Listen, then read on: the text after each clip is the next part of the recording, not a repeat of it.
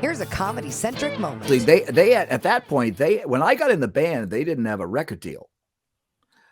Really?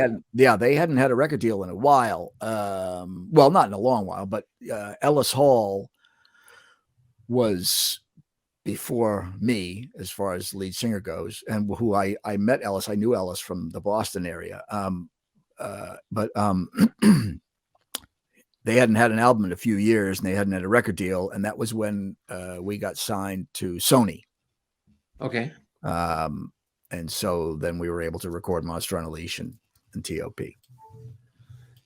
I forgot my question. Happens to the best of us. Who are you people? It was there. It was right there. I could see it. And then somebody came along and almost had it. I almost can't see it. I can grab it. Did it come back yet? No, I'm just grabbing it. Butterflies. It was really close. Okay. All right. So you are, for the most part now, you're freelancing with great bands like Blood, Sweat, and Tears, and your own thing in the Village on Monday nights, which is, do you see yourself moving toward a mellower, as you're all aging, a mellower Tommy Bowes? Or you because I know you could sing your ass off. You could do ballads and stuff. I've heard you do ballads. Oh yeah. I mean, well, I've always been partial to ballads. Even when I was younger, I loved.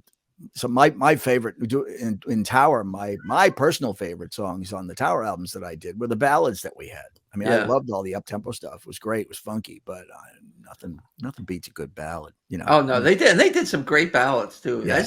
As did Blood, Sweat, and Tears too. Sure. That must have been a gas to sing. That was actually fun because, and it was a little less pressure because what you have to remember, when I joined Tower of Power, to be totally honest, at the time, I kind of barely knew who Tower of Power was because I wasn't listening to that I wasn't listening to that style of music.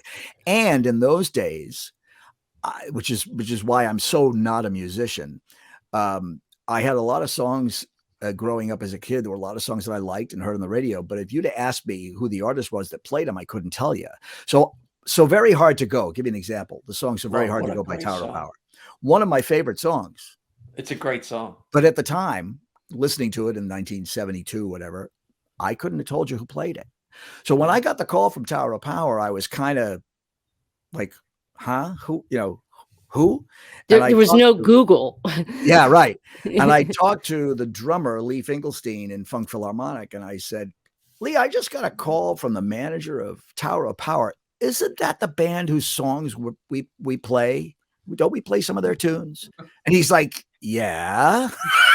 I said, well, they just called me to audition as lead singer. And he's like, I'm like, really?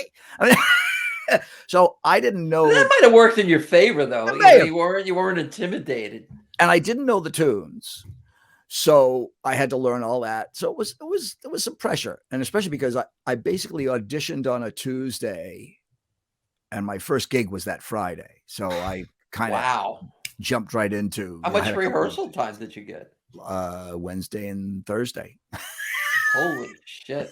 Wow. And you're out there singing every song practically. Yeah. They don't do Emilio doesn't do. Oh no, Mimi sings some of the songs. Yeah. Does he? Yeah. Okay. Yeah. Wow. Yeah. Still. It was still, yeah. Yeah, that's rough.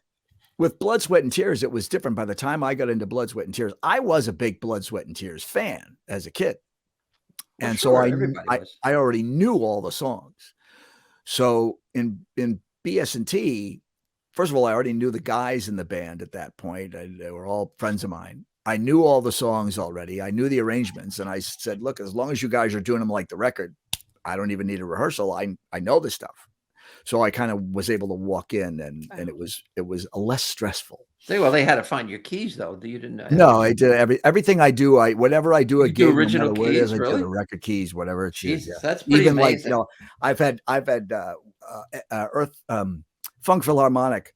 One of the songs we used to do the song "Once You Get Started" by Shaka Khan. Love that song. Yeah. So the first time they wanted to do it, they said, okay, well, what key should they do it? Should we do it? And I said, well, what key does she do it on the record? And they told me, I said, do it in that key. So I do it in Shaka's key.